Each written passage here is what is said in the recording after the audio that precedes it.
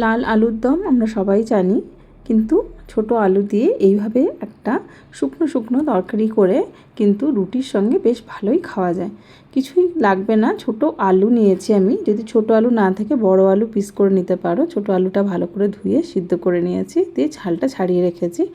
আর যেটা আমার মেন জিনিস সেটা হচ্ছে এই যে ঠেচা, মহারাষ্ট্রিয়ান ঠেচার যে প্রসেসটা সেটা আমি এখানে করব। নিয়েছি লঙ্কা, কিছু ভাজা বাদাম, রসুন আর ধনেপাতা। এই জিনিসগুলোকে দিয়েই আমাকে যে মশলাটা মেন তরকারি সেটা বানাতে হবে। তেল, সাদা তেল নিয়েছি, তেলের মধ্যে একটু নিয়েছি নুন দিয়ে আমি কিন্তু রসুনগুলোকে দিয়ে দেবো। রসুনগুলোকে একদম লাল ফ্রাই করব না, একটু হালকা ফ্রাই করব। অনেকে কিন্তু কাঁচা রসুন দিয়েও করে, কিন্তু আমি কাঁচা রসুনের একদম যে গন্ধটা নিতে চাই না, তার জন্য আমি হালকা একটু ফ্রাই করে নেব। আর তারপরে আমি কী করব, ওটা তুলে নিয়ে নেব। আর এবার ওই বাদাম, রসুন, কাঁচা লঙ্কা, ঝালটা কিন্তু বেশি দেওয়াই হয়, কিন্তু যদি মনে হয় যে কম ঝাল দেবে সেরকম পরিমাণ মতো লঙ্কা দেবে। আর তোমার ধনেপাতা, এই জিনিসগুলোকে সবগুলোকে একসঙ্গে জল ছাড়া তোমাকে কিন্তু আস্তে আস্তে করে একটু নাড়িয়ে চামচ দিয়ে দিয়ে বারবার করে ঘুরিয়ে ঘুরিয়ে একটা শুকনো আঠা আঠা একটা চাটনির মতো পেস্ট তৈরি করতে হবে। শুধু মনে রাখবে এখানে কিন্তু আমরা জল দেব না, জল দিলে খুব ঝোলঝোলে হয়ে যাবে, তাহলে জিনিসটা ঠিক তৈরি হবে না।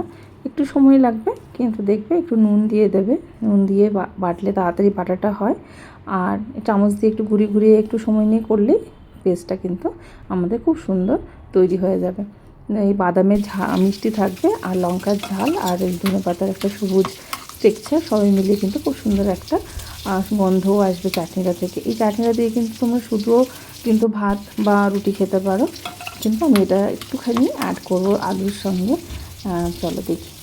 চাটনিটা রেডি করার পর যে রসুন ভাজার যে তেলটা ছিল সেই তেলেই আমি কিন্তু ওই সিদ্ধ করে ছাল ছাড়ানো আলুগুলোকে দিয়ে দিয়েছি।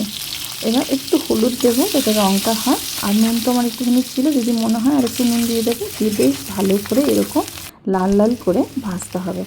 আলুটা যখন প্রায় ভাজা হয়ে যাবে তখন যে আমাদের যে চাটনিটা করা ছিল ওই মিক্সটা আমাদের এই আলুর সঙ্গে মিক্স করে দিতে হবে। এরপরে ভালো করে একটু নিচ থেকে হালকা হালকা হাতে ঘুরিয়ে ঘুরিয়ে ভাজতে হবে, যাতে আলুর সঙ্গে চাটনিটা বেশ ভালো করে মিক্স হয়ে যায়। বেশ সারা আলুর গায়ে গায়ে লেগে থাকবে, আর একটু বেশ শুকনো শুকনো হবে। ব্যাস আমাদের রান্না রেডি। এইটাই হচ্ছে একটা সুন্দর, যে সর্দির সময় রসুন আর তোমার লঙ্কার যে ঝালটা সেটা দিয়ে কিন্তু শুকনো রুটি খেতে খুব সুন্দর লাগে। একবার ট্রাই করে দেখতে পারো। শুকনো রুটি, তার সঙ্গে যদি হালকা ঘি মাখিয়ে দাও আর এরকম শুকনো শুকনো আলুর দম দিয়ে কিন্তু দারুণ লাগে খেতে।